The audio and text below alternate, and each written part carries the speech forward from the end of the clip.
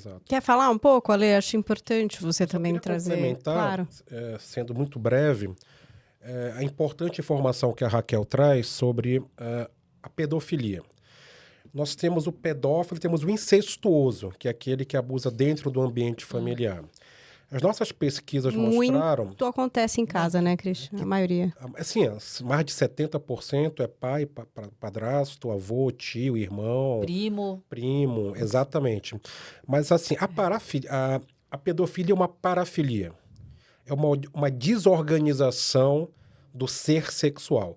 Como o sadismo, o masoquismo, o fetichismo, o froteurismo, que são parafilias. Então, a pedofilia é uma parafilia como essa desorganização.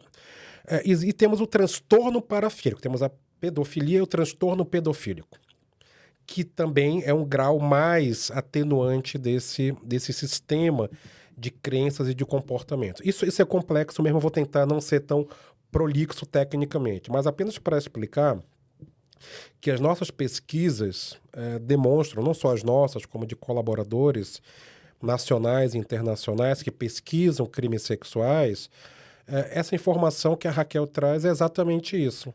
É a minoria, não a maioria dos pedófilos que abusam de crianças.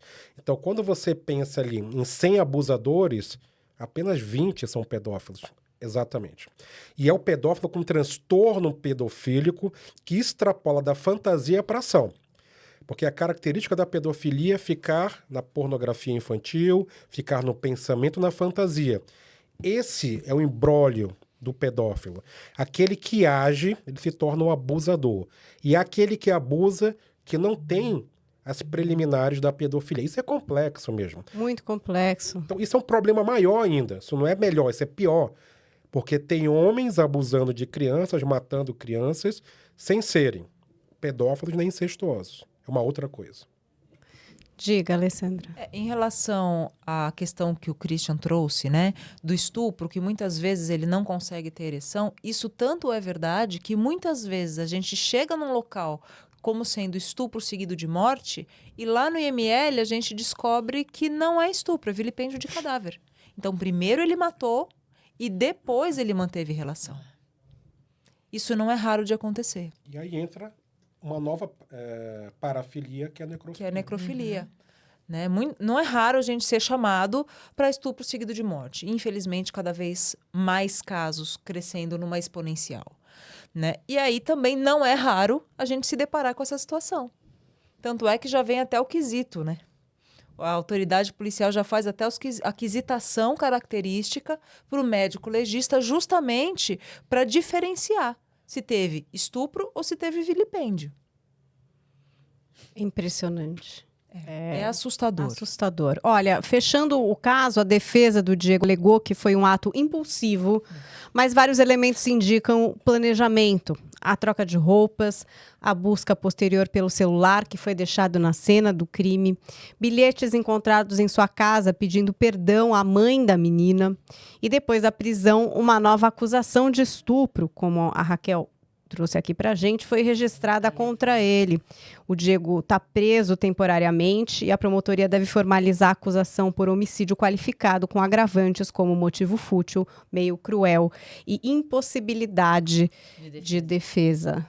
Da vítima. E isso dá para saber, viu, Paula? Se um crime é de impulsividade, raiva, descontrole. A gente consegue fazer essa leitura. Então, dizer que é impulsivo numa cena organizada é tecnicamente impossível. Posso falar onde que eu Descaracterizaria. Isso.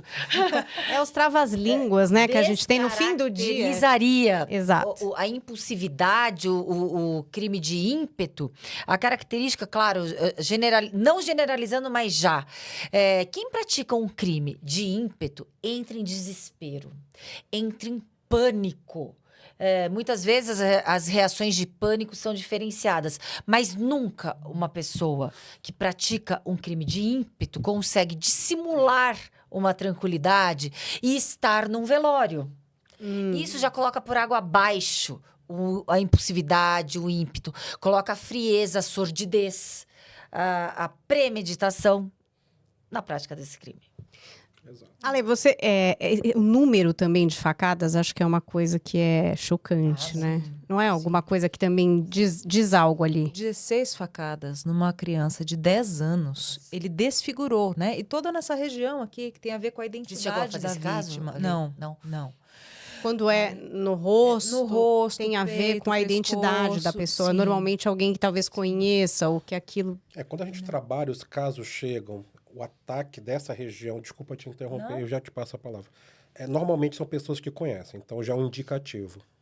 Caramba, as E eu leituras ainda faria são uma muitas. outra aposta, que não temos explorando dados. explorando a Lê. Geralmente mulheres também são muito Sim, atingidas no rosto, Sim, né? Na região no dos- rosto, nos seios, também, e às vezes na região genital, que tem a ver com a sexualidade. E com a posse, com a Com a propriedade. posse, com a propriedade. A sim. destruição É muito daquilo comum. que não quer que ninguém mais tenha. Daquilo que ele achava que deveria ser dele e que não é. A verdade é isso.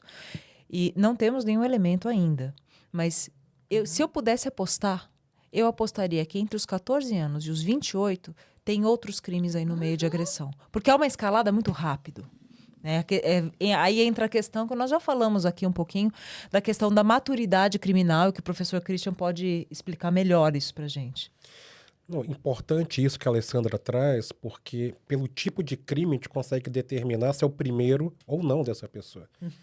Então, quando a gente vê um tipo de crime, a gente consegue dizer, olha, isso aqui não é o primeiro dessa pessoa. Um primeiro crime não é dessa maneira. Então, aqui há uma evolução, uma maturidade criminal, um processo de aprendizagem de como fazer, de aperfeiçoamento desse modus operandi, e os processos decisórios e as ações já têm prática, já tem um planejamento, já tem uma organização.